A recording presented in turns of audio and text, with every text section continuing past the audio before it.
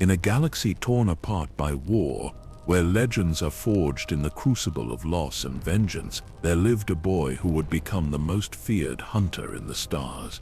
His story begins not with glory, but with tragedy, not with power, but with the ashes of everything he once loved. Imagine a child standing alone in an arena of death, clutching his father's severed helmet while the dust of Geonosis settles around him. Imagine that same child years later, emerging from the belly of a creature that devours all who enter, his armor scarred but his spirit unbroken. Imagine the transformation from orphaned clone to galactic legend, from ruthless predator to unlikely protector of the innocent. This is the complete saga of Boba Fett, a tale that spans decades of survival, revenge, redemption, and ultimately the discovery that true strength lies not in the hunt, but in what we choose to protect. But before we begin this epic journey through the stars, there's something remarkable about this community. Nearly 3/4 of you watching right now haven't hit that subscribe button yet. If you're finding peace in these stories, if they're helping you unwind after long days, I'd be incredibly grateful if you'd consider subscribing. It truly helps me continue bringing you these galactic bedtime tales.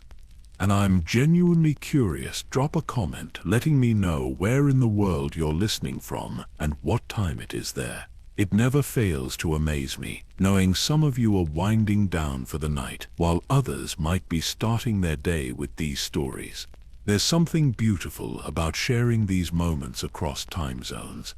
Tonight we journey to the storm-swept world of Kamino, where beneath endless rain and crashing waves, a father teaches his son the ancient ways of Mandalorian honor, where a simple request for one unaltered clone will set in motion events that reshape the galaxy's understanding of what it means to survive, to hunt, and ultimately to lead.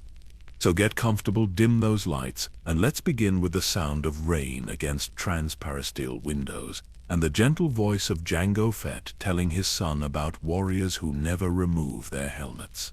Beyond the outer rim, where hyperspace lanes fade into unexplored darkness, lies Kamino, a world of endless oceans and perpetual storms. Here, beneath towering clouds that never break, massive cities rise on stilts from the churning gray waters. The rain never stops on Kamino. It falls in sheets against the curved walls of Tipoca City, creating a constant rhythm that becomes the heartbeat of this strange world.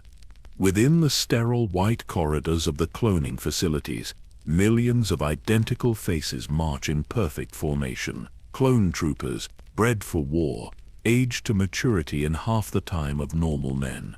They are the Republic's Grand Army, created from the genetic template of one man, Jango Fett, the most skilled bounty hunter in the galaxy. But Jango had made one special request, one that would change the course of galactic history. Among all these soldiers, he wanted one clone for himself, not accelerated, not programmed for absolute obedience, a son. Young Boba Fett was perhaps the only child in a city of millions, the only voice that broke with genuine laughter in halls filled with military precision. While his genetic brothers learned warfare and strategy, Boba learned something far more precious, the love of a father who chose him not as a soldier but as family.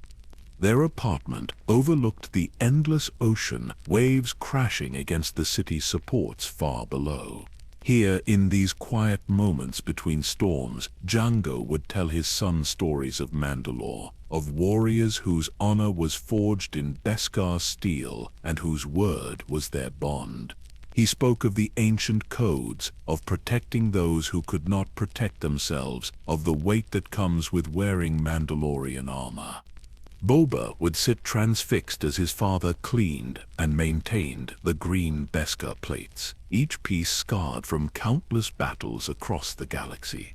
The helmet especially fascinated him, its T-shaped visor seeming to hold secrets of 1,000 hunts, 1,000 victories. Jango would let him hold it sometimes, watching as the boy's small hands traced the dents and scratches that told the story of his father's dangerous profession. The boy learned quickly, as all clones did. Django taught him to pilot, starting with simple speeders in the city's enclosed hangars, then graduating to more complex spacecraft. He learned weapons maintenance, how to read star charts, how to track a target across multiple systems. But more than technical skills, Django taught his son about choices, about the difference between a job and a calling, about what it meant to be Mandalorian in a galaxy that had forgotten honor. In the evenings, when Kamino's storms were at their fiercest, father and son would stand at the great windows watching lightning split the darkness. Django would speak of distant worlds, of the contracts that took him across the galaxy, of the delicate balance between justice and survival that every bounty hunter must master. Boba absorbed every word, already dreaming of the day he might follow in his father's footsteps. The apartment was their sanctuary, a place where the deadly bounty hunter could simply be a father, where military precision gave way to bedtime stories and shared meals. Django would tell Boba about the Mandalorian clans, about the great wars and the proud traditions that survived even after their world was devastated. He spoke of Beskar as more than armor, but as a connection to ancestors, to a people who valued deed over birth, honor over wealth.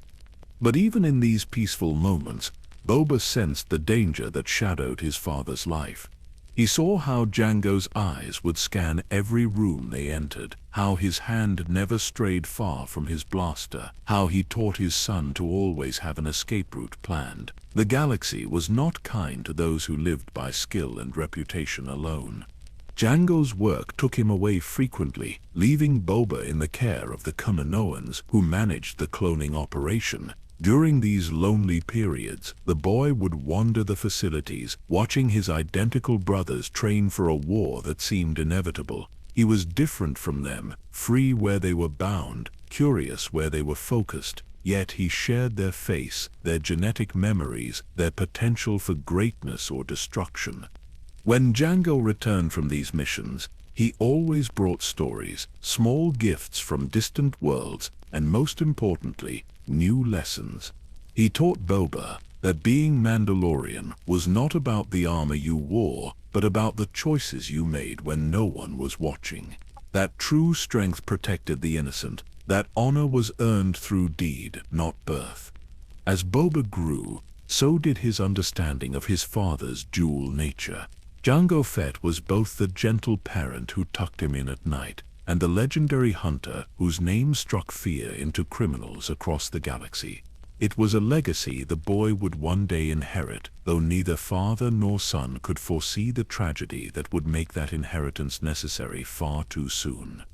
The rain continued to fall on Kamino, as it always had, as it always would, marking time until the day when everything would change forever. The red dust of Geonosis swirled in the thin atmosphere as massive Republic assault ships descended through the orange sky. Below, in the ancient Patranaki arena, carved from the living rock of the desert world, a spectacle of death was about to unfold that would shatter a young boy's universe forever. Django Fett had accepted what he believed would be his final contract with Count Dooku and the Separatist Alliance. The pay was extraordinary, enough to secure Boba's future regardless of what happened to his father. Standing in the arena's shadowed archways, adjusting his Mandalorian armor one last time, Django couldn't have known he was preparing for his own execution. The arena filled with the mechanical chittering of battle droids and the roar of exotic creatures. Geonosian nobles occupied the high galleries, their wings fluttering with anticipation as they prepared to watch Jedi Knights die for their entertainment. In one of those galleries, 10-year-old Boba Fett pressed against the stone barrier, watching his father with a mixture of pride and growing unease. 3 Jedi had been captured, attempting to rescue Senator Amidala and young Anakin Skywalker. Now they stood chained to posts in the center of the arena, facing creatures that had devoured countless victims before them. But Obi-Wan Kenobi, Anakin Skywalker, and Padme Amidala were not helpless prisoners. As the beasts charged, they broke free of their restraints with shocking efficiency. What followed was chaos beyond anything the Geonosians had anticipated. The three prisoners fought with lightsabers that had been smuggled into the arena, cutting down creatures and battle droids with fluid precision. Then, impossibly, more Jedi appeared. Dozens of them, emerging from the arena's tunnels and galleries like ghosts materializing from shadow. Jango took to the air with his jetpack, firing precisely aimed blaster bolts at the Jedi below. His reputation as the finest bounty hunter in the galaxy was well earned.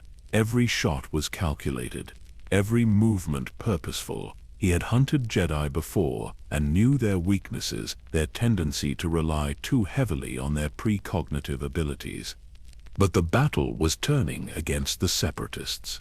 Republic clone troopers, identical copies of Jango himself, began pouring into the arena from landing craft that descended like metallic birds of prey. The irony was not lost on anyone present. The Republic's new army wore the face of the man now fighting against them. Master Mace Windu, his purple lightsaber humming with deadly energy, had been cutting through battle droids with methodical precision. Now he looked up and saw Jango Fett hovering above the battlefield, jetpack blazing, continuing his precise assault on the Jedi forces. Their eyes met across the chaos, and in that moment, both warriors understood that only one would leave this arena alive. Jango landed on the arena floor with practiced grace, drawing both blaster pistols in a fluid motion that spoke of decades of combat experience. He had faced Jedi before, and survived. His armor was Beskar steel, forged on ancient Mandalore, capable of withstanding even lightsaber strikes. He had every advantage except one. He did not truly understand the depth of a Jedi Master's connection to the Force. Windu moved like flowing water, his lightsaber deflecting blaster bolts back toward their source. But Jango was no ordinary opponent. He rolled, dodged, used his jetpack for quick repositioning bursts, everything a perfect bounty hunter should do when facing a Force wielder. His shots were precise, disciplined, each one aimed to exploit the tiny gaps in Windu's defense. From the gallery above, Boba watched his father fight the greatest battle of his career. The boy had seen Jango practice countless times, had watched him maintain his weapons and armor with religious devotion. Now all that preparation was being tested against one of the most dangerous Jedi Masters in the galaxy. The jetpack malfunction happened so quickly that even Boba's enhanced clone reflexes couldn't fully process it at first. One moment his father was airborne, gaining tactical advantage through superior positioning. The next, he was grounded, the jetpack systems damaged by a perfectly placed lightsaber strike that had somehow found its mark despite Jango's evasive maneuvers. Without flight capability, Jango became just another warrior on the ground, albeit an exceptionally skilled one. He continued firing, his movements still fluid and professional, but now Windu could close the distance. The Jedi Master's purple blade carved through the dusty air with inevitable purpose.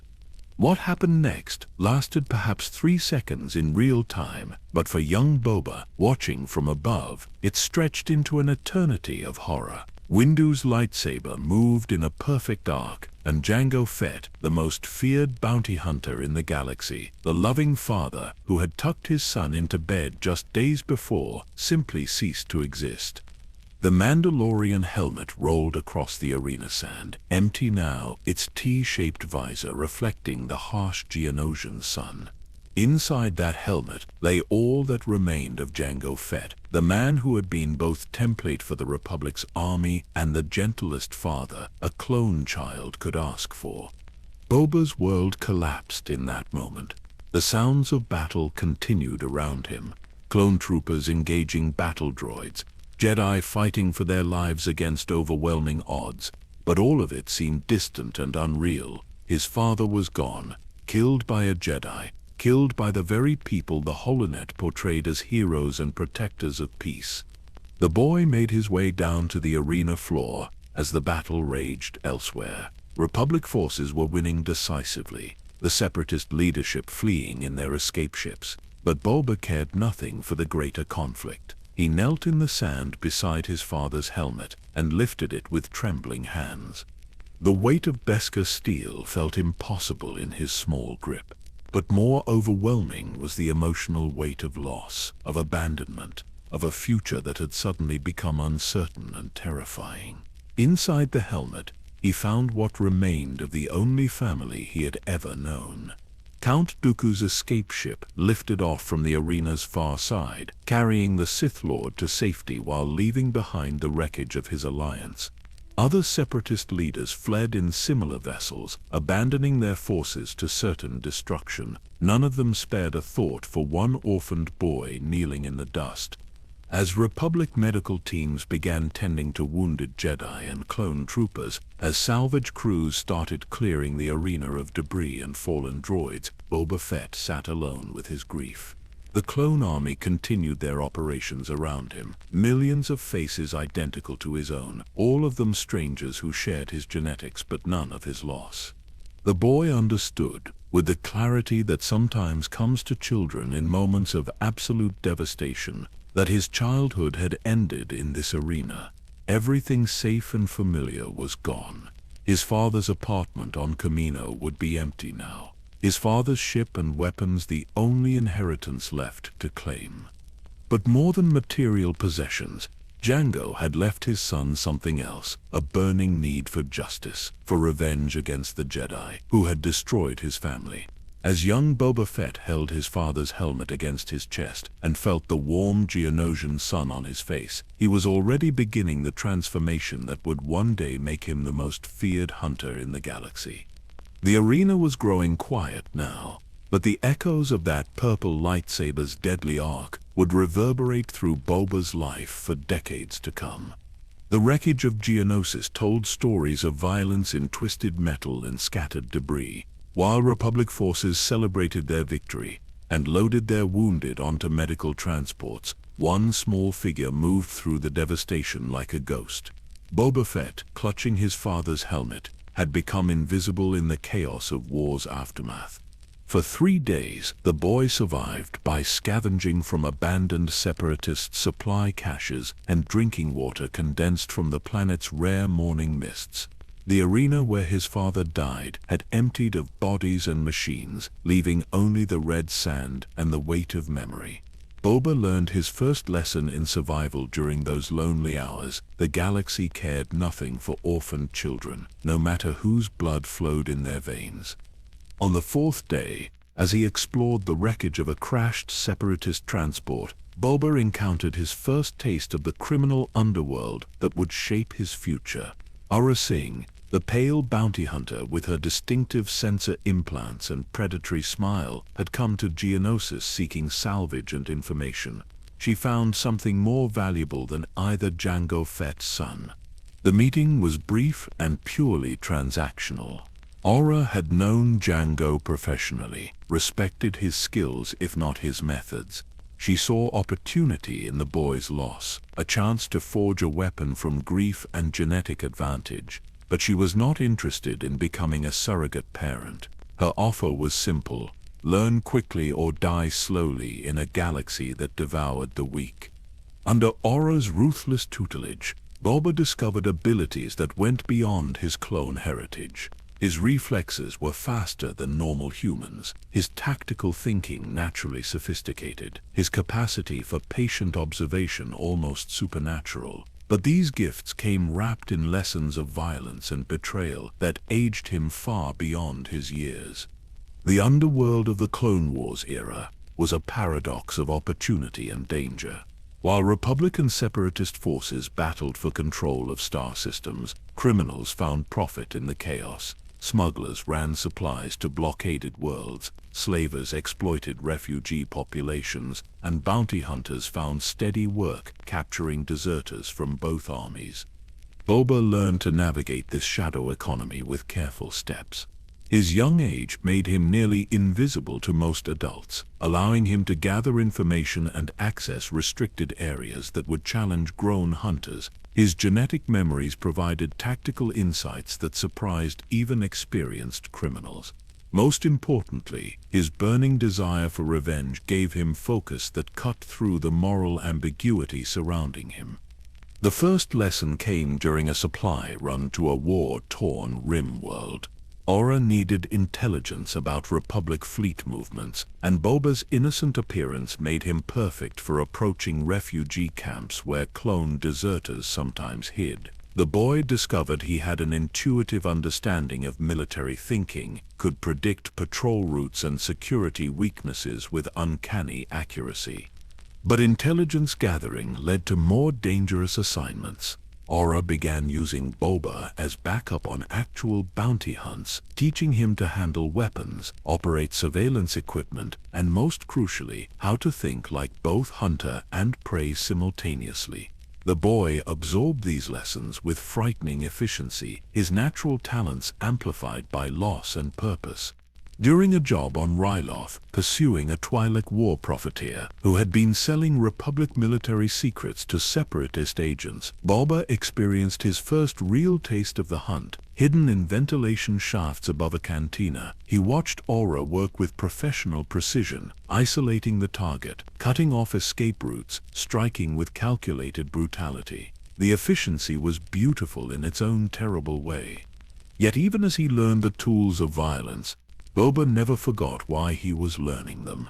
Every night he would clean and inspect his father's helmet, running his fingers over the battle scars that told the story of Jango's career. The Beskar steel had protected his father through countless firefights, but it could not deflect a Jedi's lightsaber or prevent the tragedy that defined Boba's new existence. Aura taught him practical skills, how to slice security systems, how to read body language for deception, how to disappear into crowds and emerge where enemies least expected. But she also taught him harder truths about survival in a galaxy at war. Trust was a luxury that got hunters killed. Mercy was a weakness that enemies exploited. Success was measured not in noble deeds, but in credits earned and targets eliminated.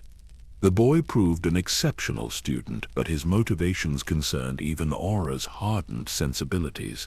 Most bounty hunters were driven by greed, desperation, or simple bloodlust. Boba was driven by something more dangerous, a burning need to prove himself worthy of his father's legacy, while simultaneously preparing for the day he would face Mace Windu and claim his revenge. Their partnership lasted only months, ending when Aura realized that Boba was learning too quickly, becoming too capable, representing a future threat to her own position in the underworld hierarchy. She abandoned him on Florum during a job gone wrong, leaving him to face Weequay pirates with nothing but his wits and the few weapons he had managed to acquire. But Boba was no longer the terrified child who had knelt in Geonosis arena sand. He had learned to survive in the spaces between law and chaos, had developed the skills necessary to claim his birthright. Most importantly, he had located and gained access to his father's ship, Slave, impounded in a Republic facility, but not impossible to steal for someone with the right combination of patience and genetic advantages. The Fire Spray-class patrol craft represented more than transportation. It was a mobile fortress equipped with weapon systems, holding cells, advanced sensors, and all the tools a professional bounty hunter required. When Boba finally stood in its cockpit, surrounded by controls his genetic memory helped him understand, he felt the first stirrings of the hunter he was destined to become. Slave I became his home, his school, and his weapon. In its cargo holds he found his father's spare armor components, too large for his young frame, but promising a future when he would be worthy to wear them. The ship's computer contained databases of criminal contacts, bounty listings, and most valuably, detailed records of Jango's techniques and philosophy. As the Clone Wars raged across the galaxy, consuming worlds and armies in its relentless hunger, one small ship began appearing at crime scenes and cantinas throughout the Outer Rim.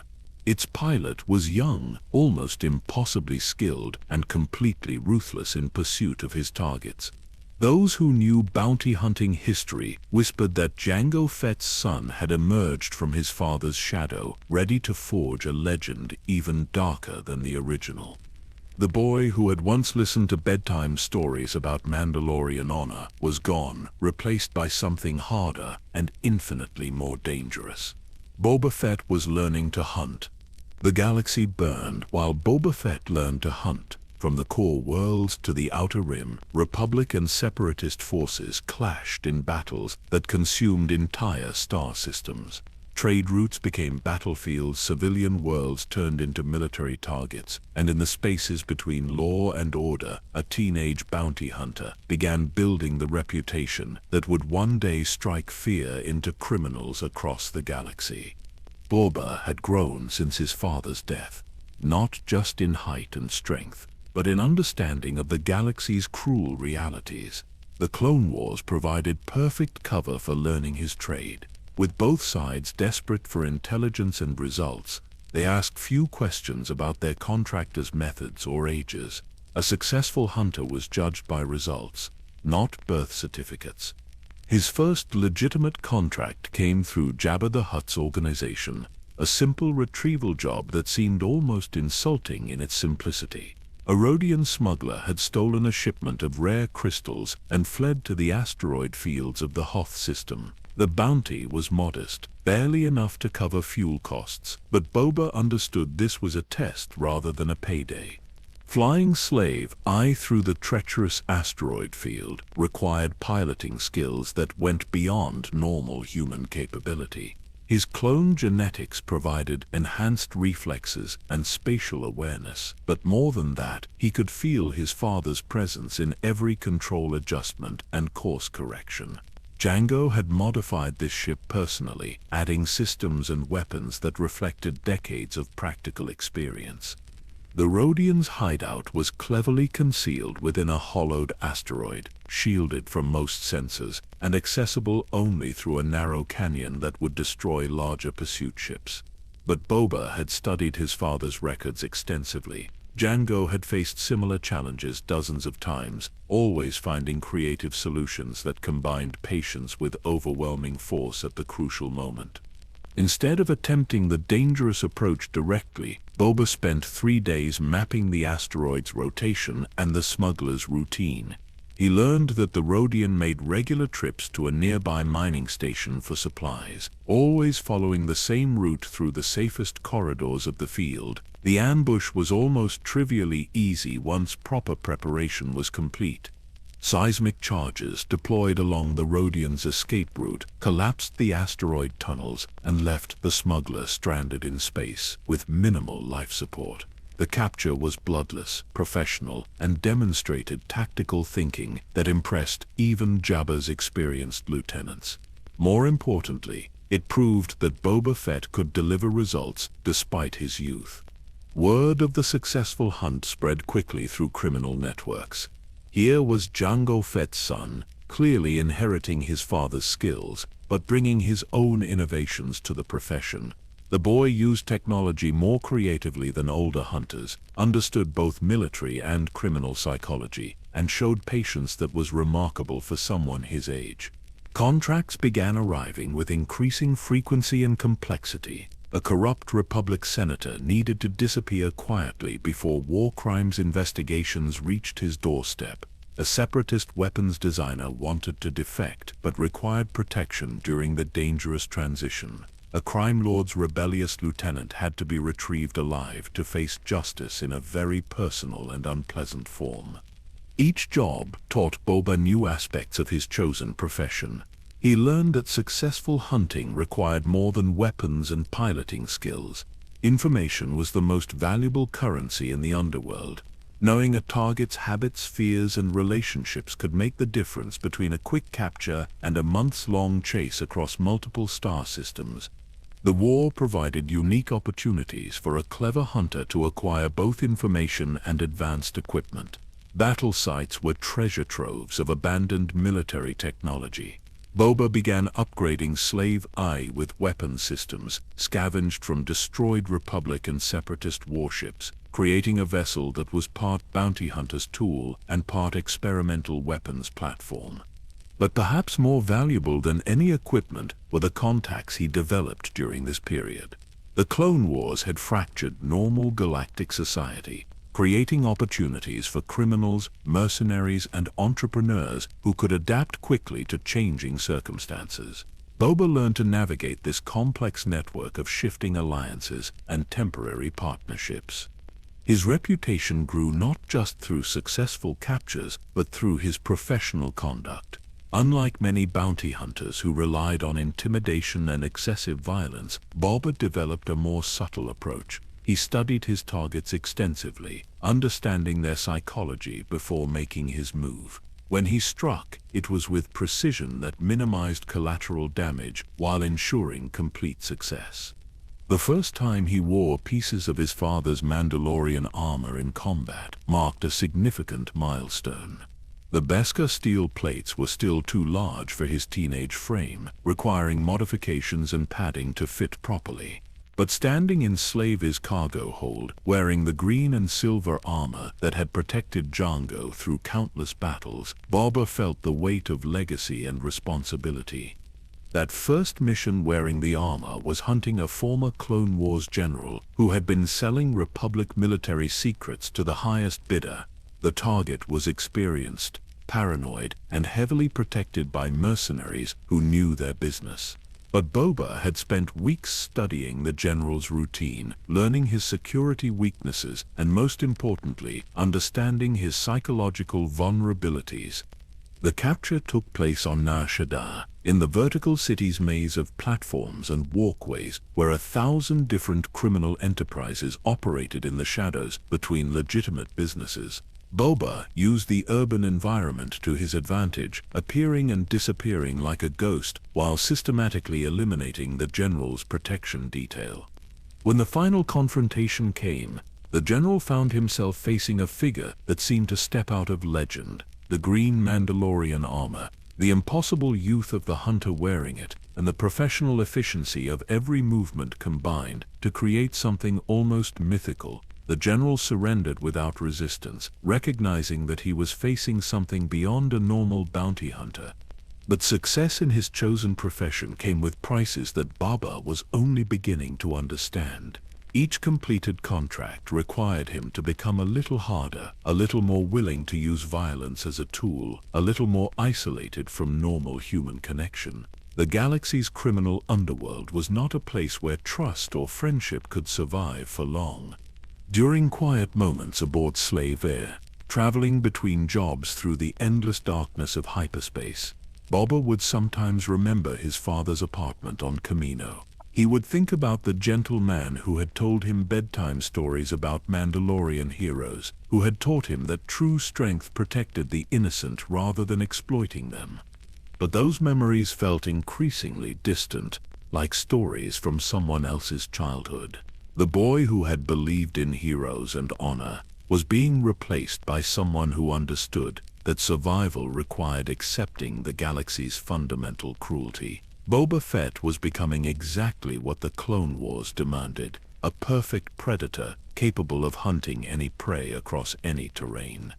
As the conflict intensified and Republic clone armies pressed deeper into Separatist territory, as Jedi generals led desperate assaults on fortress worlds and Sith Lords manipulated both sides toward some unknowable conclusion, one young hunter continued learning his trade in the shadows. Each successful capture brought him closer to the skills and reputation he would need to claim his ultimate prize, revenge against Mace Windu and the Jedi who had destroyed his family. The Clone Wars would end eventually, but Boba Fett's education in violence and survival would continue long after the last battle had been fought. The Clone Wars ended not with celebration, but with the mechanical precision of Order 66 and the birth of an empire that would reshape the galaxy's understanding of power. As Jedi died across 1,000 worlds and clone troopers became Imperial stormtroopers, Boba Fett watched from the shadows and understood that everything had changed. The chaotic opportunities of wartime were being replaced by something far more structured and infinitely more dangerous. Emperor Palpatine's new order brought stability to the galaxy, but it was the stability of the Iron Fist, Criminal organizations that had flourished during the war now found themselves facing Imperial intelligence agents, star destroyers, and enforcement policies that made no distinction between minor infractions and major crimes. For bounty hunters, this created both unprecedented opportunity and mortal peril. Boba had grown into his father's armor during the final years of the war, both physically and professionally.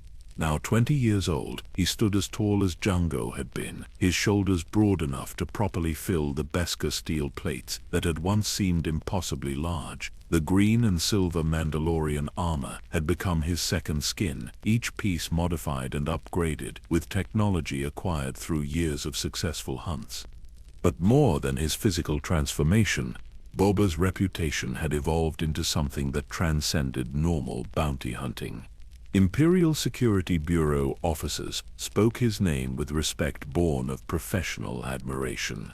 Crime lords from the core worlds to the Outer Rim paid his fees without negotiation, understanding that Boba Fett's services represented guaranteed results rather than mere possibility. The Empire's rise created new categories of fugitive that required exceptional skills to capture. Former separatist leaders who had escaped the war's injustice now lived in hiding, protected by loyal remnants and accumulated wealth. Corrupt Imperial officers who had stolen from the state treasury before fleeing to non-extradition worlds. Most valuably, surviving Jedi who had somehow escaped Order 66 and now represented the Empire's most wanted criminals. Boba's first encounter with Imperial authorities came through an intermediary, a well-dressed human who claimed to represent certain interested parties within the Imperial hierarchy. The meeting took place in a private booth at a cantina on Coruscant's lower levels, far from the gleaming Imperial palace, but close enough to feel the weight of the Empire's presence. The contract was unlike anything from his wartime experience. A former Jedi Knight had been spotted on Kessel, apparently attempting to organize some form of underground railroad for Force-sensitive children. The target was to be taken alive if possible, eliminated if capture proved too dangerous. The payment offered was enough to fund Boba's operations for years, but more importantly, it represented official Imperial recognition of his capabilities. Kessel proved to be a perfect hunting ground for someone with Boba's skills and equipment. The spice mining world's harsh environment eliminated casual visitors, while its criminal population provided excellent cover for information gathering. The Jedi, calling himself simply Ben, had established a small network of sympathizers among the miners and smugglers who moved freely between Kessel and the surrounding systems. But the fugitive had made a crucial error in trusting his Force abilities over practical security measures. Boba spent 2 weeks mapping the man's routine, learning his contacts, and most importantly, understanding his psychological profile. This particular Jedi had been a healer during the war, someone whose instincts leaned toward protecting others rather than eliminating threats. The capture took place in the deep mines, where Ben had been attempting to evacuate a Force-sensitive Twi'lek child whose abilities had attracted unwanted Imperial attention. Boba used sonic charges to collapse the tunnel system, cutting off all escape routes except one carefully prepared path that led directly into his trap. The Jedi found himself choosing between his own freedom and the child's safety. As Boba had calculated, the former Jedi chose sacrifice over survival. The capture was completed with minimal violence, though Ben's final words haunted the hunter for reasons he could not immediately understand. The dying Jedi had looked at him through the Mandalorian helmet's visor and whispered, "Your father would not recognize what you have become." The successful delivery of a living Jedi to Imperial authorities established Boba's reputation at the highest levels of the Empire. Within months, he found himself receiving contracts directly from Imperial Security Bureau chiefs, naval intelligence commanders, and eventually, through carefully maintained intermediaries, from Darth Vader himself. Working for the Empire's Dark Lord required adjustments to Boba's normal methods. Vader demanded results with a precision that brooked no failure, but he also understood professional excellence when he encountered it. The Sith Lord respected Boba's Mandalorian heritage and combat effectiveness, while Boba recognized in Vader a fellow warrior who had been shaped by loss and transformed by necessity. Their first direct meeting took place aboard Vader's Star Destroyer, above the industrial world of Fondor. Boba had successfully captured a group of rebel spies who had been attempting to steal Death Star construction plans from the orbital shipyards. The mission had required infiltrating heavily defended Imperial facilities, something that should have been impossible for a single operative. Standing in Vader's meditation chamber, surrounded by the mechanical rhythms of the Dark Lord's breathing apparatus, Boba experienced something he had not felt since childhood: genuine respect for another's power. Vader's presence in the Force was overwhelming, a darkness that seemed to consume light itself. Yet when the Sith Lord spoke, his words carried the weight of professional acknowledgement between equals. "You understand the value of precision, bounty hunter," Vader had said, his mechanical breathing punctuating each word. "Continue to prove worthy of such understanding, and you will find the Empire's resources at your disposal." That promise proved more valuable than any single payment. Boba gained access to Imperial intelligence networks, military-grade equipment, and most importantly, advance warning about targets who might otherwise prove too dangerous to approach unprepared. His success rate, already impressive, became nearly perfect. But perhaps more significantly, working for the Empire taught Boba the galaxy's true power structures. Criminal organizations that had seemed invincible during the Clone Wars proved fragile when faced with Imperial might. Jedi who had survived Order 66 fell one by one to hunters who understood their psychology and weaknesses.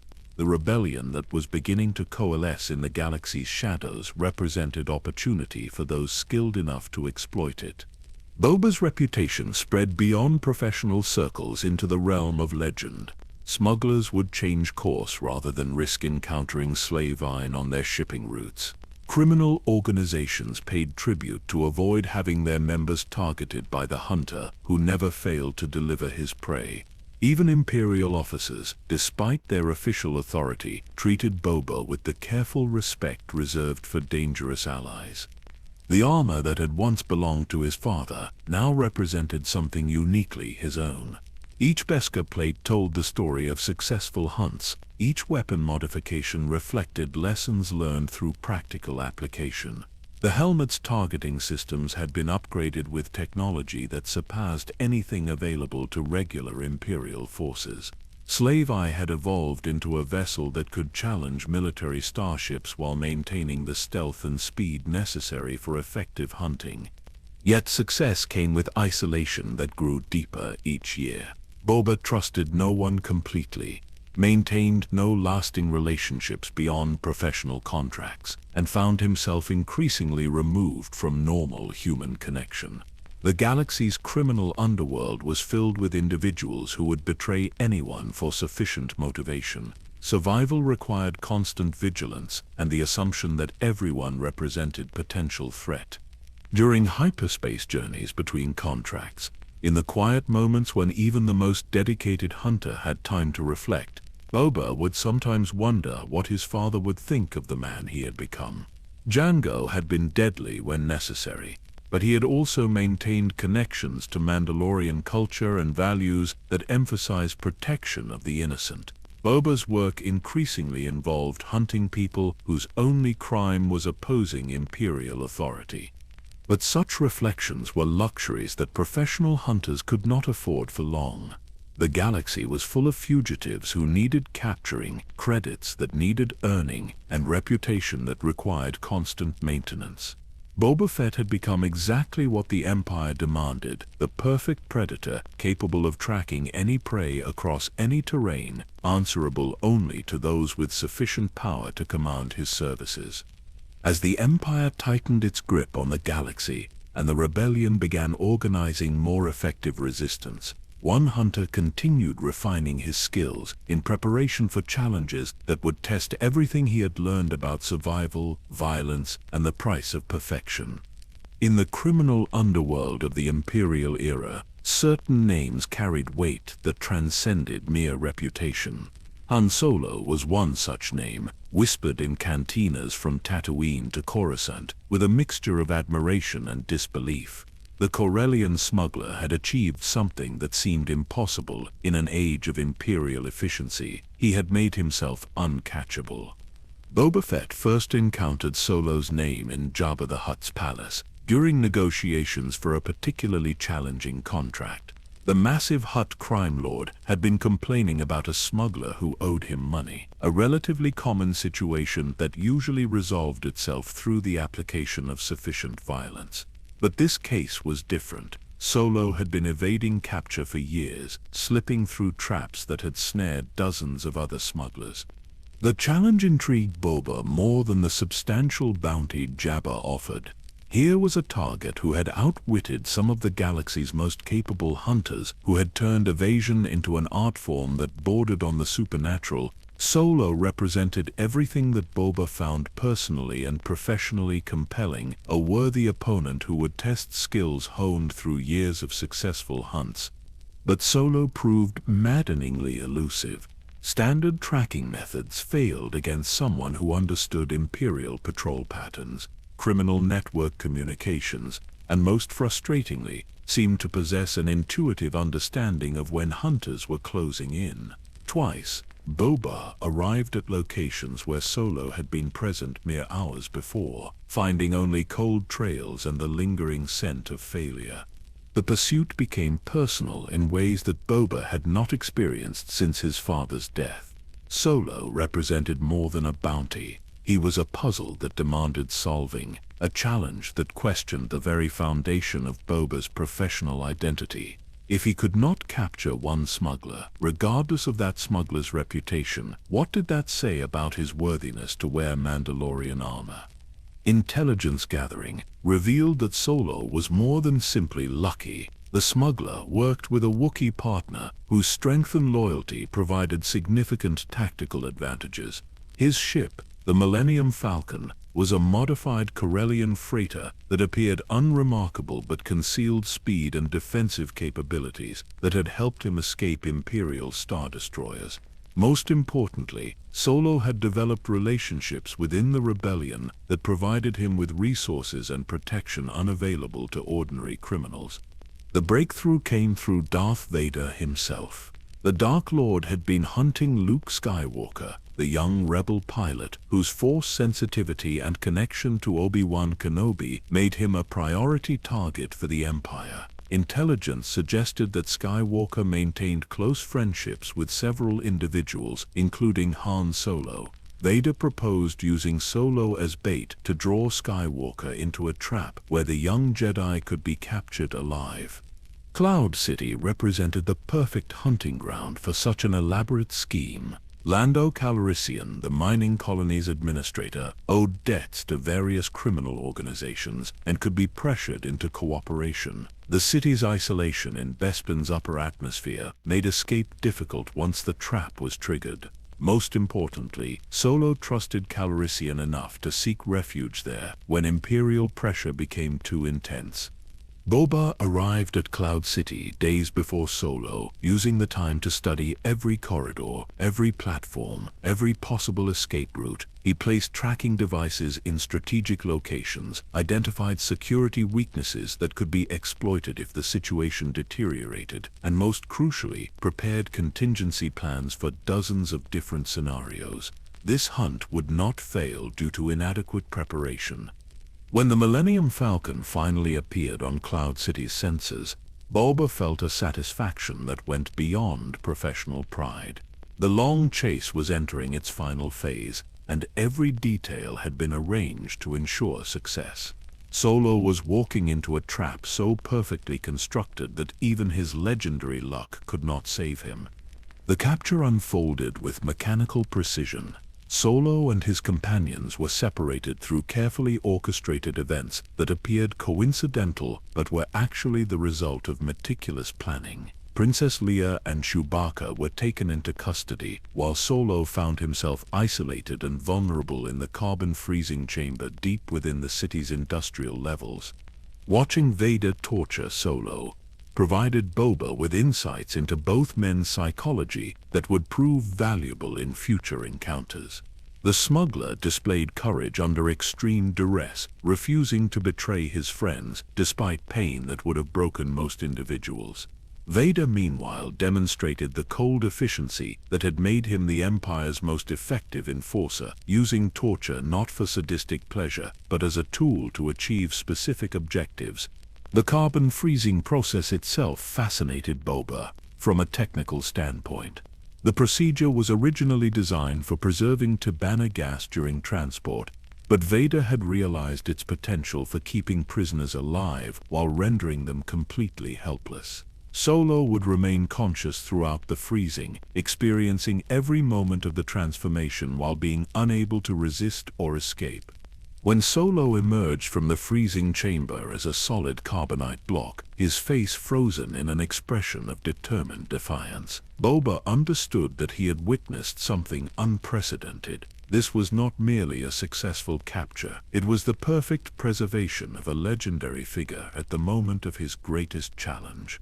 The carbonite slab would serve as both trophy and practical proof of Boba's capabilities.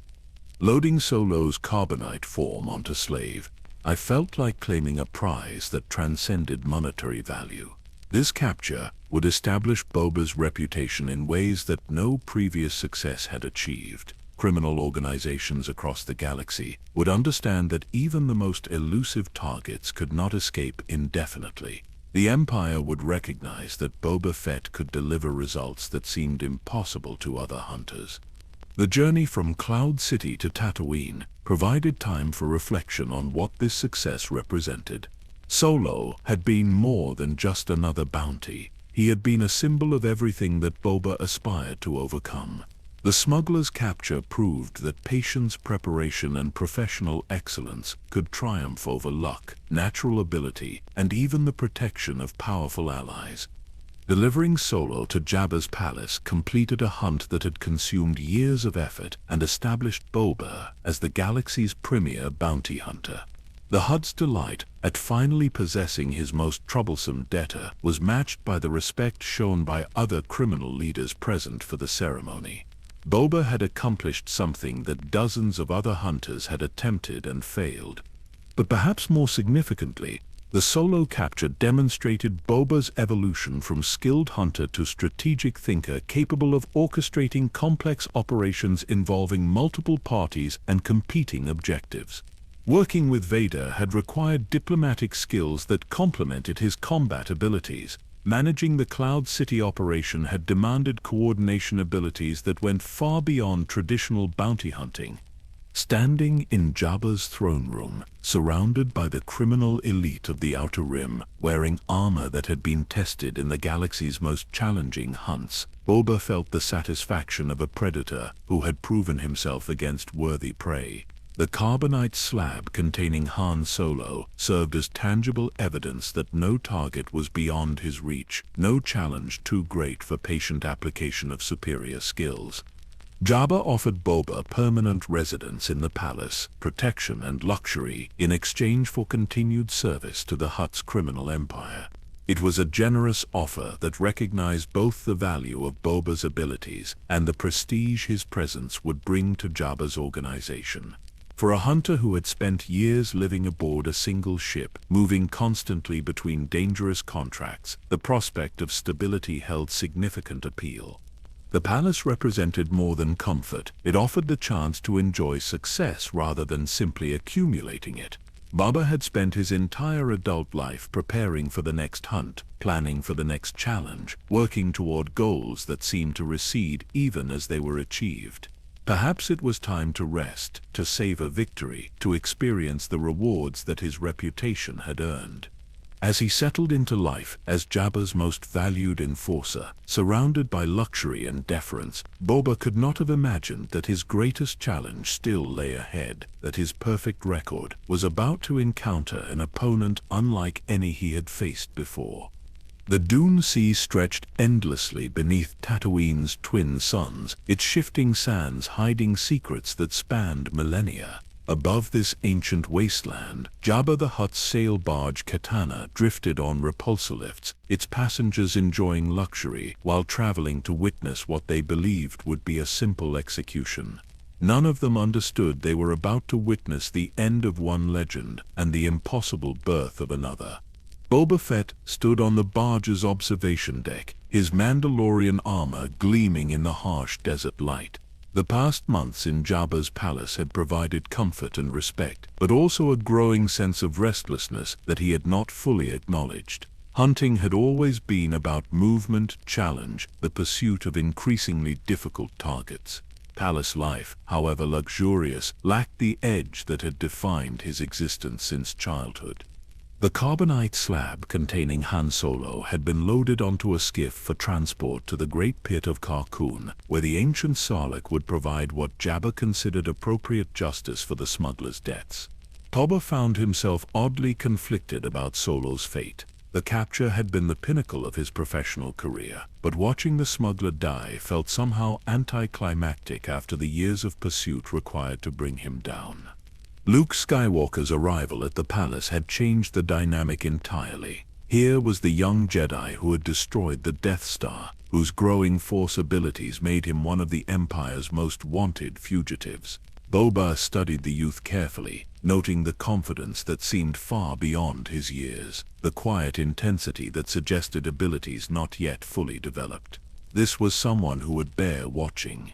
The rescue attempt, when it came, demonstrated planning and coordination that impressed even Boba's professional sensibilities. Skywalker had orchestrated his friend's infiltration of the palace, arranged for weapons to be smuggled into position, and most cleverly used Jabba's own arrogance against him by appearing to surrender while actually maintaining complete control of the situation.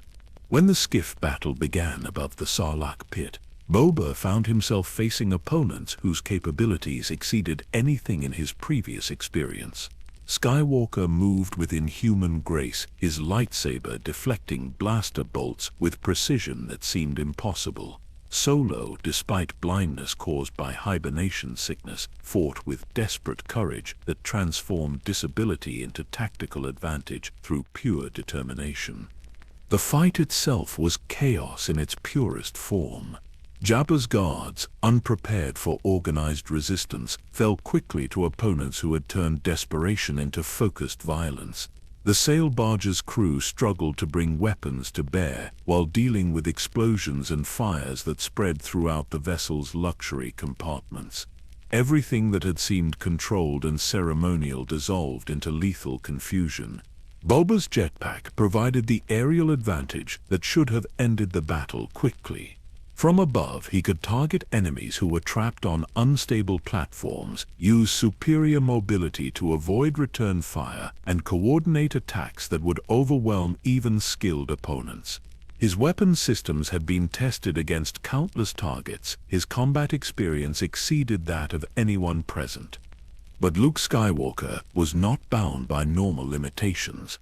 The young Jedi's lightsaber carved through the air with deadly precision, deflecting blaster bolts back toward their sources while he moved across the battlefield with impossible agility.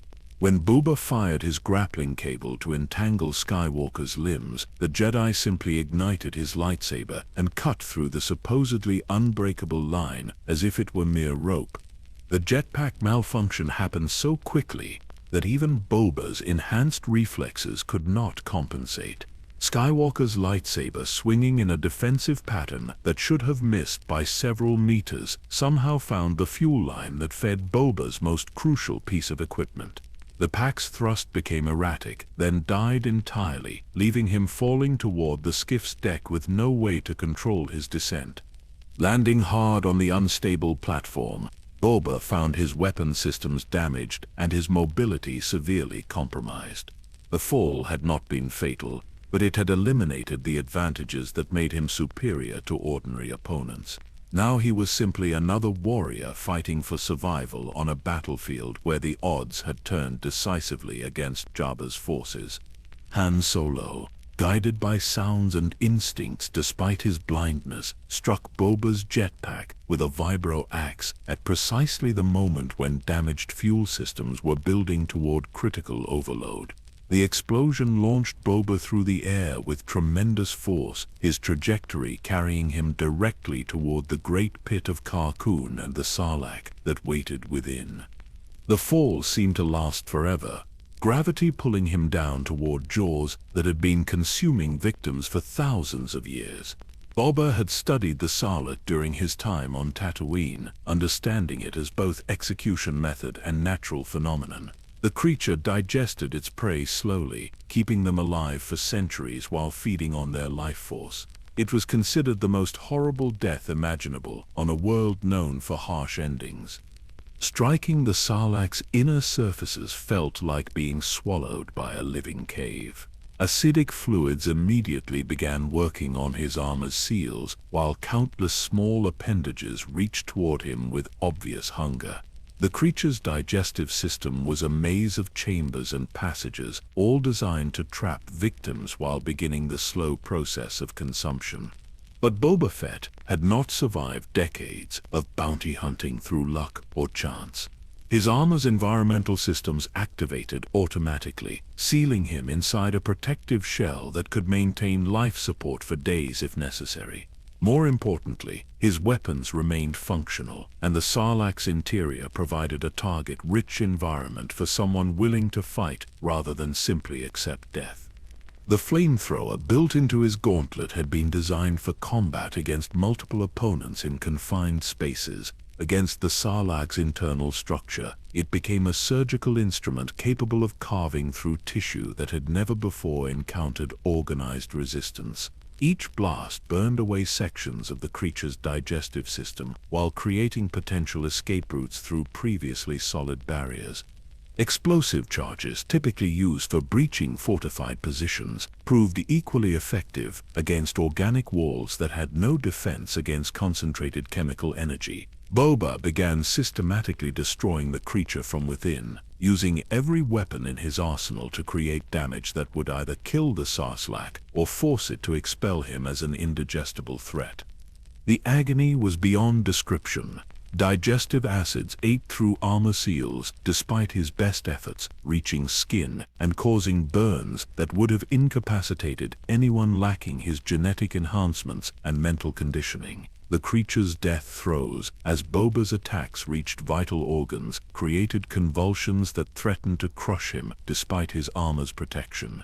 But death had been his constant companion since childhood, and he had learned to function despite pain that would paralyze normal individuals. Each explosion, each blast of flame, brought him closer to freedom that seemed impossible, but remained the only alternative to slow consumption over centuries of conscious torture.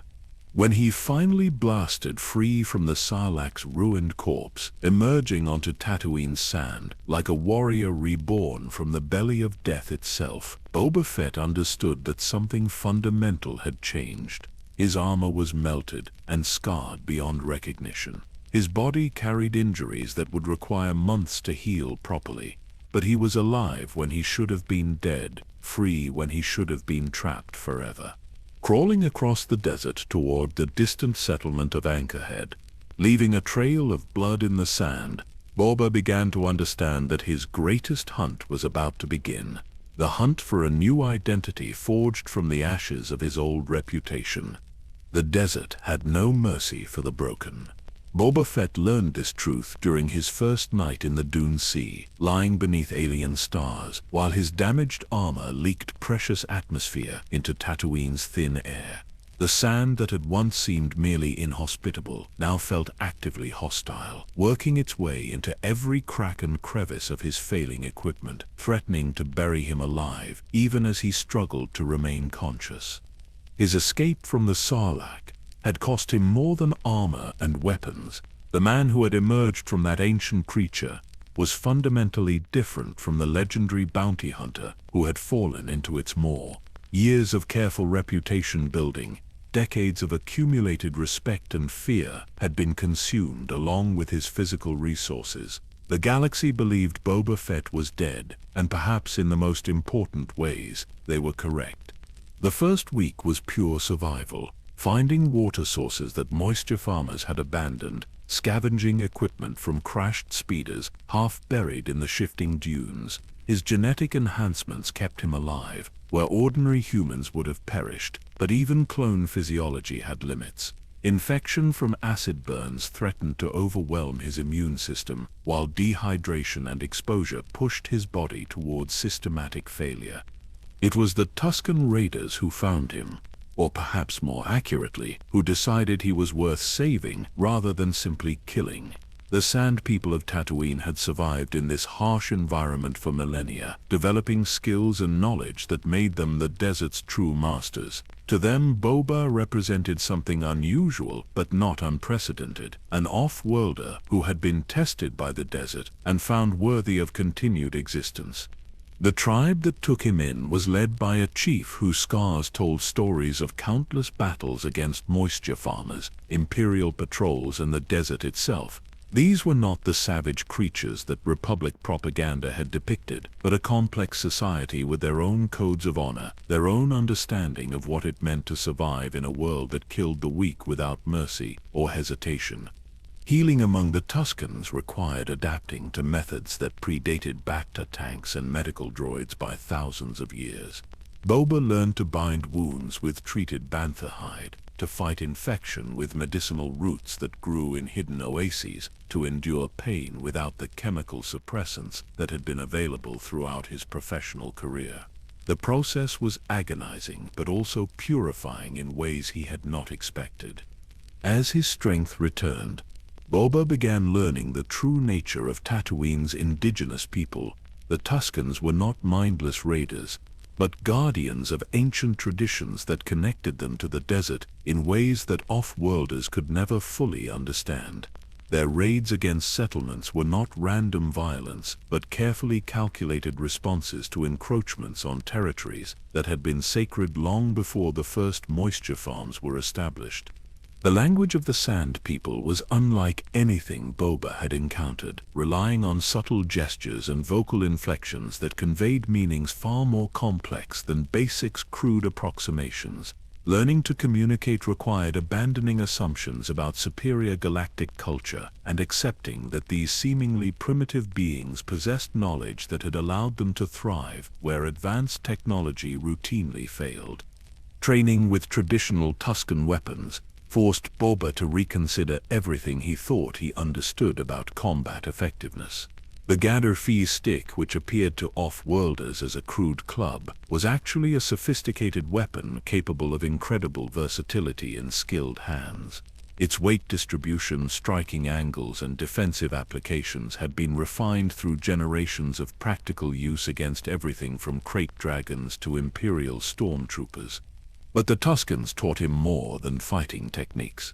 They showed him how to read weather patterns in cloud formations that seemed identical to untrained eyes, how to find water in terrain that appeared completely barren, how to move across sand without leaving tracks that enemies could follow.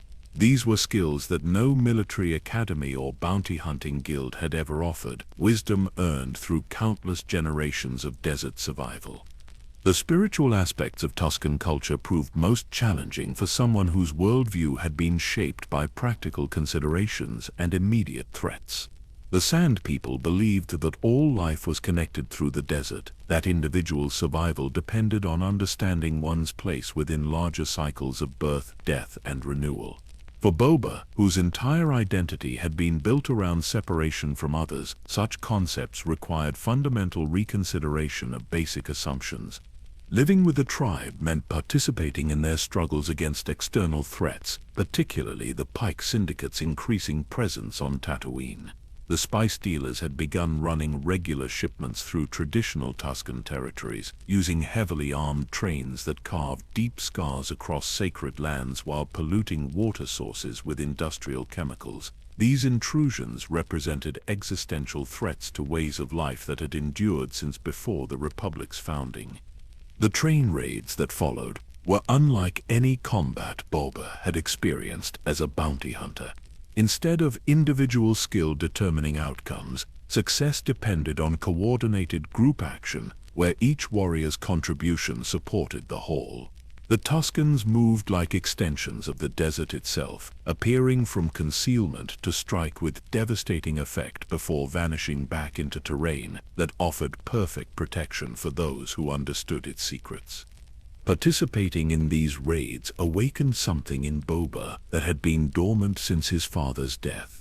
For the first time since childhood, he was part of something larger than his own survival, contributing to a cause that extended beyond personal gain or professional reputation. The feeling was both exhilarating and terrifying, offering connections that made him vulnerable in ways he had spent decades learning to avoid. But even as he found acceptance among the Tuscans, Boba remained fundamentally different from his adopted family. His genetic memories included tactical knowledge that predated their traditions, while his off-world experience provided perspectives on galactic politics that influenced tribal decision-making in subtle but significant ways. He became a bridge between cultures, translating concepts that had never required translation before. The massacre happened on a day when the twin suns burned with particular intensity, when heat mirages made the horizon shimmer like water that would never provide relief. Boba had been away from the main camp, scouting water sources for the upcoming seasonal migration, when the attack began. By the time he heard the distant sounds of blaster fire and explosion, it was already too late to make any difference. Returning to find the smoldering remains of the only family he had known since childhood broke something inside Boba that had survived even the Sarlacc's digestive acids. The attackers had been thorough and merciless, killing not just warriors but children, elders, even the banthas whose milk had sustained the tribe during the harshest seasons. This was not warfare but extermination, the systematic destruction of people whose only crime had been existing in territories that criminals wanted to exploit. The evidence left behind told a clear story to someone trained in forensic analysis. Speeder bike tracks, specific weapon signatures, even the tactical patterns used in the assault pointed toward a coordinated attack by off-world mercenaries working for organized crime syndicates. The Pike Syndicate's expansion into Tatooine had required eliminating indigenous resistance, and the Tuscans had been classified as obstacles to be removed rather than people to be negotiated with. Standing among the ruins of the camp, where he had learned to be something other than a predator, Boba felt the weight of choices that would define the rest of his existence. He could return to the galaxy that believed him dead, reclaim his old identity through violence and reputation, continue the cycle of hunting and survival that had consumed his adult life. Or he could honor what the Tuscans had taught him about protection, about using strength to defend rather than exploit, about finding purpose beyond mere individual survival. The decision, when it crystallized in his mind, felt as inevitable as Tatooine's sunrise. The people who had destroyed his adopted family would face justice, but not the cold professional justice of a bounty hunter collecting payment. They would face the wrath of someone who understood both their psychology and their weaknesses, someone who had learned to fight like the desert itself, patient, implacable, and utterly without mercy for those who preyed upon the innocent. Mos Espa had changed during Boba's years in the desert, but not for the better. The spaceport city that had once thrived under Jabba's iron fist now festered under the corrupt leadership of Bib Fortuna, the Twi'lek majordomo, who had claimed power after his master's death. Streets that had been dangerous but orderly now crawled with desperate criminals who preyed on anyone showing weakness. The tribute system that had at least provided protection in exchange for payment had devolved into simple extortion without corresponding benefits. Walking through the lower districts, Boba observed the systematic decay that inevitably followed weak leadership. Moisture farmers, who had once paid reasonable taxes to ensure safe passage for their goods, now faced arbitrary demands from multiple competing gangs. Small business owners barricaded their shops after sunset, knowing that neither imperial authorities nor local crime lords could guarantee their safety. Children who should have been learning trades instead ran messages for criminals, their innocence sacrificed to the necessities of survival in a lawless environment. Fennec Shand had found him 3 days after his return to civilization, emerging from shadows in the cantina where he had been gathering intelligence about current power structures. The master assassin moved with the fluid grace that had made her legendary among professionals who understood the value of precise violence. Her presence in Mos Espa suggested that significant changes were already underway, that his arrival had been anticipated by those who monitored such things. Their conversation was conducted in the careful language of professionals who respected each other's capabilities without entirely trusting each other's motivations. Fennec had been tracking rumors of Boba's survival since shortly after the Sarlacc incident, following a trail of evidence that would have been invisible to anyone lacking her particular skills. She offered partnership rather than employment, recognizing that the man who had emerged from the desert was fundamentally different from the bounty hunter who had disappeared into it. The intelligence she provided painted a detailed picture of Tatooine's current criminal landscape. Jabba's death had created a power vacuum that dozens of minor players had attempted to fill, none of them possessing the combination of intelligence, ruthlessness, and vision necessary to maintain stability across multiple competing interests. Bib Fortuna had survived through cunning and careful political maneuvering, but his authority extended only as far as his immediate bodyguards could project violence. More significantly, off-world criminal organizations had begun treating Tatooine as territory ripe for exploitation rather than a sovereign domain deserving respect. The Pike Syndicate's spice operations had expanded beyond mere transport corridors to include processing facilities and distribution networks that corrupted local populations while enriching distant crime lords. Other syndicates had followed their example, establishing operations that extracted wealth while contributing nothing to planetary stability or prosperity. Jabba's palace stood empty, except for Bib Fortuna's reduced court, its vast chambers echoing with the ghosts of a more prosperous era. The Hutt's former major domo had neither the resources nor the imagination to maintain the complex network of relationships that had made Jabba's organization truly powerful. Instead of expanding influence and consolidating control, he had allowed the empire to fragment into competing factions that weakened everyone while enriching no one. The throne room where Boba had once delivered Han Solo's carbonite form now felt smaller than memory suggested, its grandeur diminished by neglect and the petty concerns of its current occupant. Bib Fortuna sat in Jabba's place, his head tentacles twitching with the nervous energy of someone who knew his position depended entirely on others' indifference to his existence rather than respect for his capabilities. The execution was swift and without ceremony. Boba's blaster spoke once, and Tatooine's most recent crime lord joined his predecessor in death, eliminated not through elaborate planning, but through the simple application of superior will and firepower. The handful of guards present made no move to avenge their employer, understanding immediately that resistance would be futile against someone who radiated the kind of lethality that had made legends throughout the galaxy. Sitting in the throne that had once represented the pinnacle of Outer Rim criminal authority felt different than Boba had expected. The massive stone seat had been carved for Jabba's bulk, requiring modifications to accommodate human proportions, but more than physical comfort was involved. This chair represented responsibility for thousands of beings whose livelihoods depended on decisions made within these walls. It was a burden that could not be taken lightly or abandoned casually once assumed. Fennec's presence at his side provided both practical support and symbolic legitimacy. Her reputation as the galaxy's premier assassin lent credibility to his claim, while her tactical expertise would prove invaluable in the challenges that lay ahead. Together, they represented a formidable combination of skills that complemented each other while covering potential weaknesses that either might face individually. The first weeks required establishing new protocols that reflected Boba's evolved understanding of what effective leadership actually meant.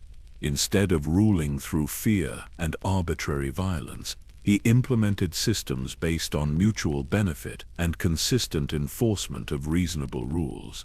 Protection would be provided in exchange for fair tribute. Disputes would be resolved through established procedures rather than personal whim, and most importantly, off-world organizations would learn to respect Tatooine's sovereignty or face consequences that made compliance the obviously superior choice.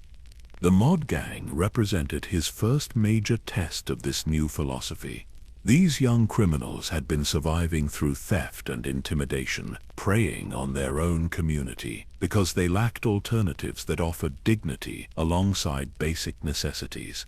Rather than simply eliminating them as Jabba might have done, Boba chose to redirect their energy toward productive purposes while providing the training and equipment they needed to become genuine assets rather than persistent problems. Training the mods required patience that the old Boba Fett would never have possessed.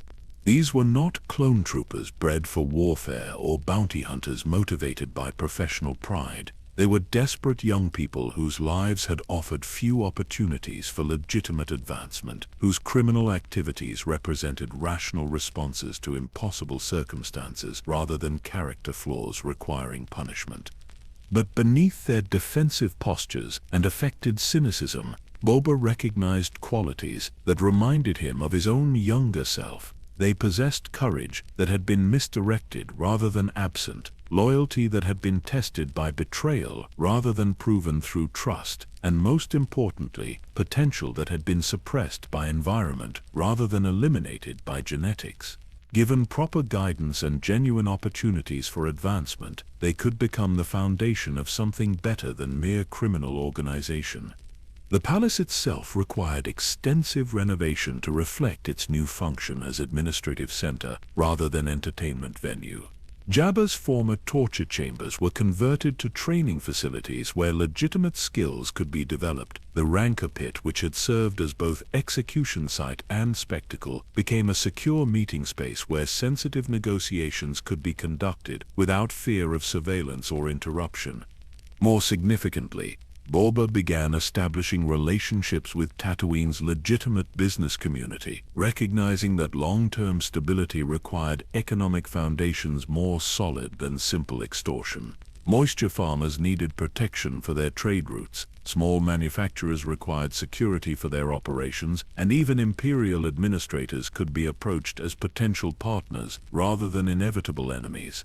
The tribute system that emerged from these negotiations bore little resemblance to Jabba's crude extraction methods. Instead of arbitrary demands backed by immediate violence, Boba offered genuine value in exchange for reasonable payments.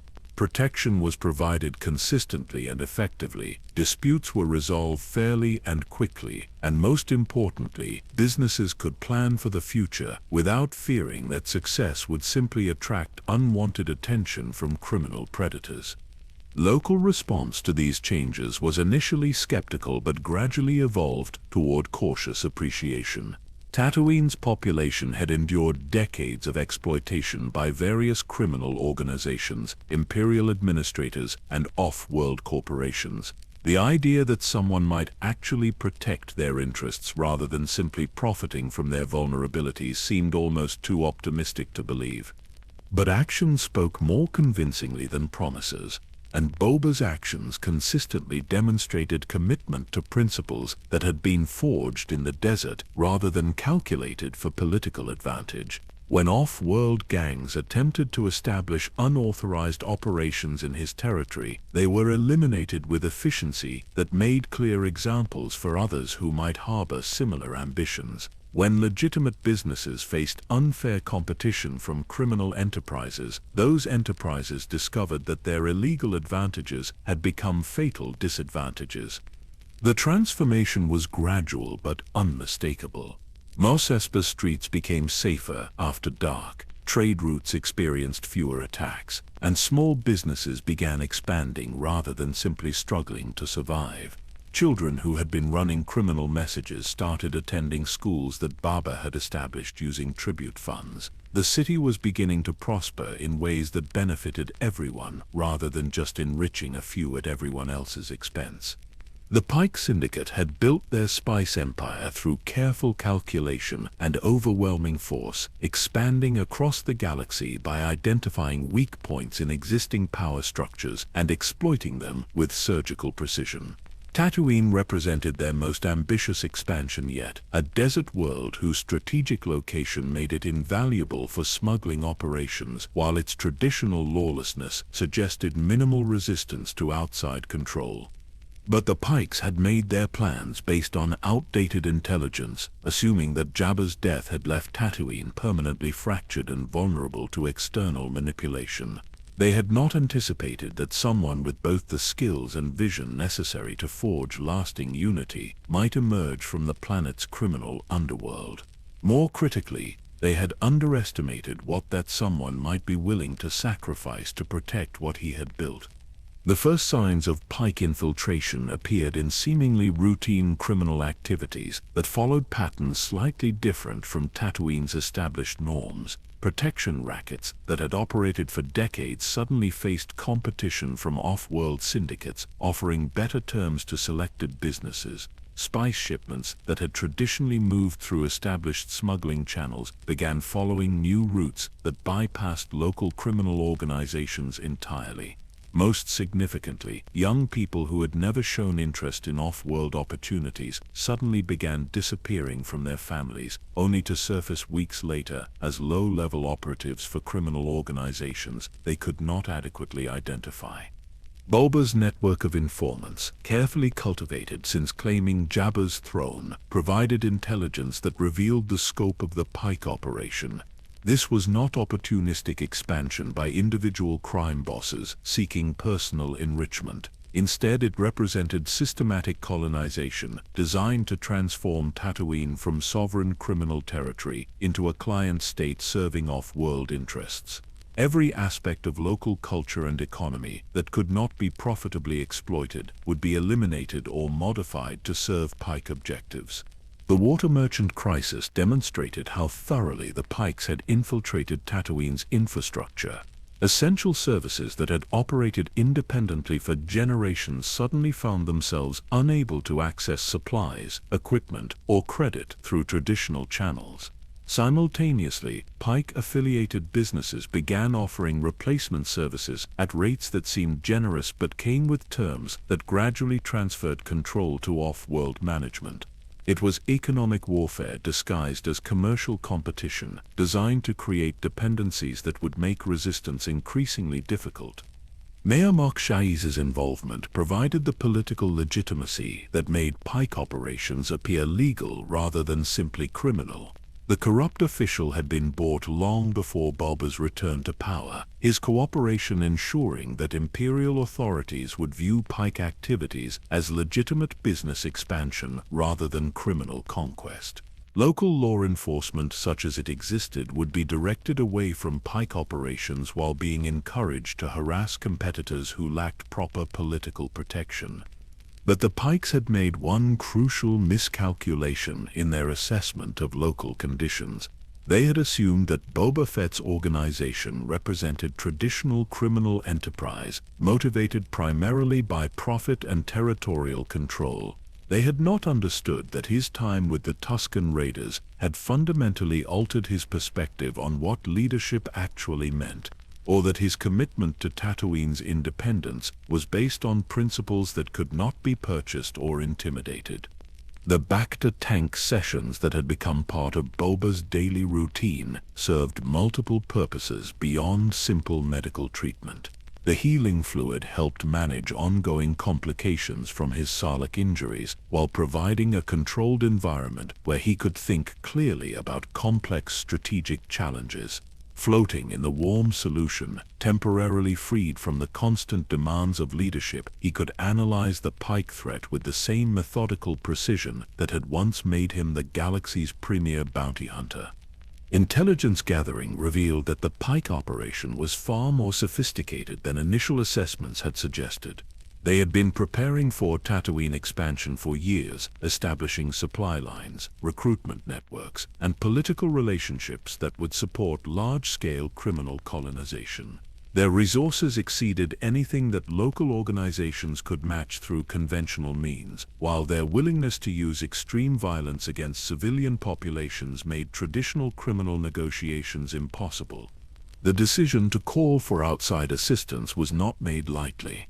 Boba's entire adult life had been defined by self-reliance and suspicion of alliances that created obligations he might not be able to fulfill. But the Pike threat was too large for any individual organization to handle, regardless of that organization's capabilities or determination.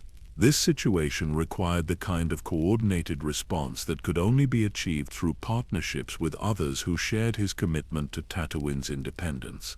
Documentaries' response to Boba's request for aid demonstrated the power of Mandalorian honor codes that transcended individual differences or personal history. The younger bounty hunter arrived within days of receiving the message, bringing not just his own formidable skills but also resources and connections that significantly expanded the defensive coalition's capabilities. More importantly, his presence provided tangible proof that Boba's cause was worthy of support from others who understood the meaning of duty and sacrifice.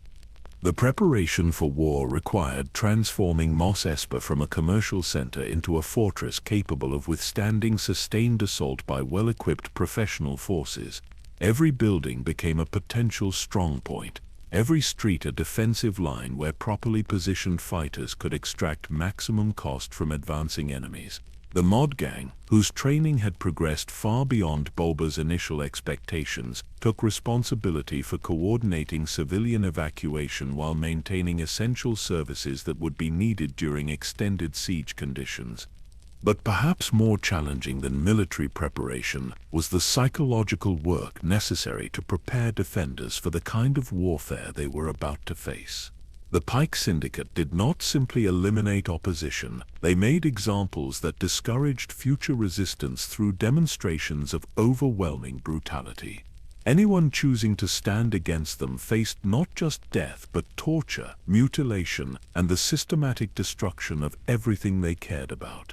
This was warfare designed to break spirits as much as bodies.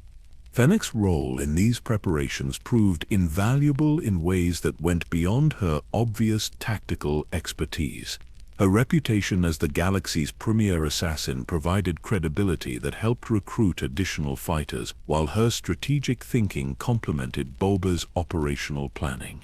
Together, they created defensive plans that would force attackers to pay enormous costs for small gains, while providing defenders with multiple fallback positions that could be held even if initial lines were overrun. The final coalition that assembled to defend Tatooine represented an unlikely alliance of individuals and groups whose only common ground was recognition that Pike victory would destroy everything they valued about their home world. Former enemies worked alongside traditional allies, criminal organizations cooperated with legitimate businesses, and off-world fighters stood beside local defenders in preparation for battles that would determine Tatooine's future for generations to come. As the last preparations were completed, and intelligence networks reported Pike forces moving into final attack positions, Boba found himself reflecting on the strange journey that had brought him to this moment. The orphaned boy who had knelt in Geonosis Arena sand clutching his father's helmet could never have imagined that he would one day stand as protector of an entire world's independence. The legendary bounty hunter who had delivered Han Solo to Jabba's palace would have considered such idealism a fatal weakness that guaranteed swift elimination. But the man who had learned Tusken wisdom about the connections between individual survival and community prosperity understood that some things were worth fighting for, regardless of the personal cost. Tatooine had given him a second chance at life after the Sarlacc, a new identity forged from loss and tested through service to others. Now it was time to discover whether that new identity could withstand the ultimate test of combat against enemies who understood only power and profit. The battle for Mos Espa would determine more than control of smuggling routes or tribute collection rights. It would decide whether small communities could maintain independence in a galaxy increasingly dominated by vast criminal syndicates, whether traditional values of honor and protection could survive against opponents who recognized no limits on their pursuit of wealth and control. Standing on the palace balcony as Tatooine's twin suns set over the Dune Sea, watching his defenders take their positions throughout the city, while enemy forces gathered in the darkness beyond, Boba Fett prepared for the most important fight of his life. Victory would establish Tatooine as a power worthy of galactic respect, while defeat would reduce it to another exploited colony, serving off-world masters who cared nothing for its people or culture. The war that was about to begin would test everything he had learned about leadership, courage, and the true meaning of Mandalorian honor. The attack began at dawn, when Tatooine's twin suns cast long shadows across Mos Espa's winding streets, and the desert air still carried the cool touch of night. Pike forces moved with military precision, their advance coordinated through communication systems that allowed simultaneous strikes on multiple targets throughout the spaceport city. This was not the chaotic violence of competing criminal gangs, but warfare conducted by professionals who understood that psychological impact could be as valuable as tactical victories. From his command position atop Jabba's former palace, Boba watched enemy forces deploy across terrain he had spent months preparing for exactly this kind of assault. Every building offered defensive advantages that his people understood intimately, while every street provided killing zones where superior numbers could be negated by proper positioning and disciplined fire. The Pikes possessed better equipment and more extensive resources, but they were fighting on ground where every advantage belonged to the defenders. The first exchanges of blaster fire echoed through the narrow passages between ancient buildings, creating a rhythm of violence that would continue for hours. Fennec's snipers, positioned on rooftops throughout the city, began eliminating Pike officers whose deaths would disrupt enemy coordination while demoralizing their subordinates. Meanwhile, the Mod Gang implemented harassment tactics that transformed every intersection into a potential ambush site where unwary attackers could be eliminated before reinforcements arrived. But the Pikes had not built their criminal empire through conventional thinking or predictable tactics. As their ground assault intensified, they simultaneously activated sleeper agents who had been infiltrating Mos Espa's infrastructure for months. Power grids failed at crucial moments. Communication networks suffered mysterious disruptions, and water supplies became contaminated with chemicals that forced civilian evacuations from areas that had been designated as safe zones. The battle's turning point came when Pike forces managed to breach the palace's outer defenses through concentrated artillery fire that collapsed entire sections of ancient stonework. Suddenly, the command center that had seemed impregnable became just another contested position where survival depended on individual skill rather than tactical advantage. Boba found himself fighting room to room through corridors where he had once walked as Jabba's honored guest. Each familiar space now transformed into a battlefield where death waited around every corner. It was in these moments of desperate close combat that Boba's transformation from hunter to protector became most apparent. The techniques that had once served to capture or eliminate individual targets now protected allies whose survival had become more important than his own. Every shot fired was calculated not just for its immediate effect, but for how it would influence the larger battle's outcome. This was warfare conducted with the same precision that had made him legendary, but directed toward goals that transcended personal gain or professional reputation. Din Djarin's arrival with Grogu marked the battle's most crucial phase, when Pike reinforcements threatened to overwhelm defenders who had already paid enormous costs for their early successes. The sight of two Mandalorians fighting side by side, their Beskar armor gleaming under the harsh desert sun, provided inspiration that went beyond mere tactical support.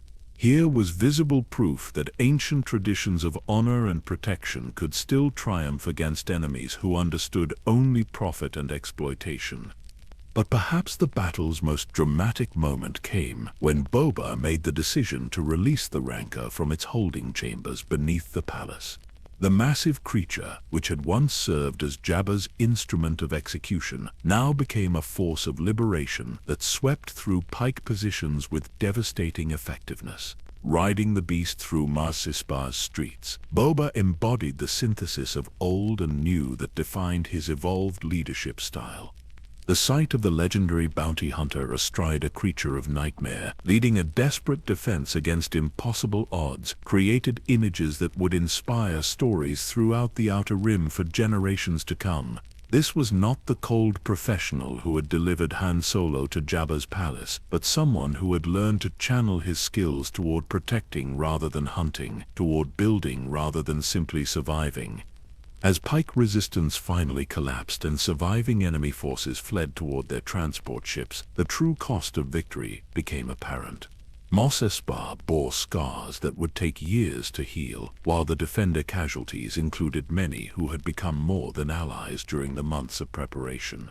Each loss represented not just tactical setback but personal grief for someone who had learned to value community above individual achievement. Yet the victory's significance extended far beyond Tatooine's boundaries.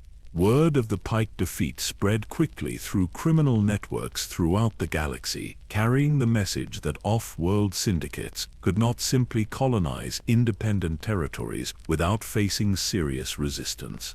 Small communities throughout the Outer Rim began reconsidering their relationships with criminal organizations that had seemed too powerful to challenge effectively. The reconstruction that followed required different skills than warfare, but proved equally demanding in its own way. Rebuilding destroyed infrastructure was relatively straightforward, but healing the psychological wounds inflicted by months of fear and uncertainty demanded patience and wisdom that could not be purchased or imposed through authority. Boba discovered that leadership in peacetime required abilities that were almost entirely different from those needed during crisis. The relationship between protector and protected that emerged from this process bore little resemblance to traditional criminal organization structures. Instead of tribute extracted through fear, Boba's authority rested on demonstrated commitment to community welfare and consistent delivery of promised services. Citizens supported his leadership not because they feared the consequences of opposition, but because they had witnessed his willingness to sacrifice for their benefit. Fennec's continued presence provided stability during the difficult transition from wartime emergency to peacetime governance. Her tactical expertise remained valuable for security operations, but perhaps more importantly, her unwavering loyalty demonstrated that Boba's transformation was genuine rather than merely strategic. Others might doubt whether a legendary bounty hunter could truly become a protector, but Fennec's commitment provided tangible proof of his authenticity. The changes in Boba himself were perhaps most apparent during quiet moments when administrative duties replaced immediate survival concerns. The man who had once trusted no one now found himself responsible for thousands of individuals whose welfare depended on his decisions. The hunter who had worked alone now led an organization whose success required coordinated effort from dozens of specialists whose skills complemented rather than competed with his own. As Tatooine's twin suns set over a city that was finally at peace, Boba often found himself standing on the palace balcony where he had once planned for war, now contemplating challenges that were more complex than any enemy he had faced. Building lasting prosperity required different strategies than simply eliminating threats, while maintaining independence in a galaxy dominated by vast criminal syndicates demanded diplomatic skills that had never been part of bounty hunter training. The legacy he was creating bore his father's influence, but reflected lessons learned through experiences that Jango could never have imagined. The Mandalorian honor that had been transmitted through stories and traditions now found expression in actions that protected entire communities rather than simply completing contracts. The armor that had once symbolized fear throughout the criminal underworld now represented hope for those who had never before experienced effective protection. Looking back on the long journey from Kamino's rain-swept platforms to Tatooine's sun-baked palace, Boba understood that his father's true gift had not been genetic enhancement or combat training, but the example of what it meant to make choices based on honor rather than mere survival. Jango's death had seemed like the end of everything meaningful, but it had actually been the beginning of a transformation that would take decades to complete. The boy who had clutched his father's helmet in Geonosis Arena's sand had become something that neither revenge nor professional success could have created. Through loss and survival, through hunting and protection, through the patient accumulation of wisdom earned in the galaxy's harshest places, Boba Fett had finally grown into the kind of leader that Mandalorian legends celebrated, someone who used strength not to dominate others, but to ensure that strength itself served justice. The desert winds that blew across Tatooine carried the scent of moisture and the promise of cooler temperatures after the heat of day. In the distance, stars began appearing in a sky that would soon embrace the peaceful darkness that comes only to worlds where the innocent can sleep without fear. It was a peace that had been earned through sacrifice, maintained through vigilance, and would be protected for as long as honor demanded such protection.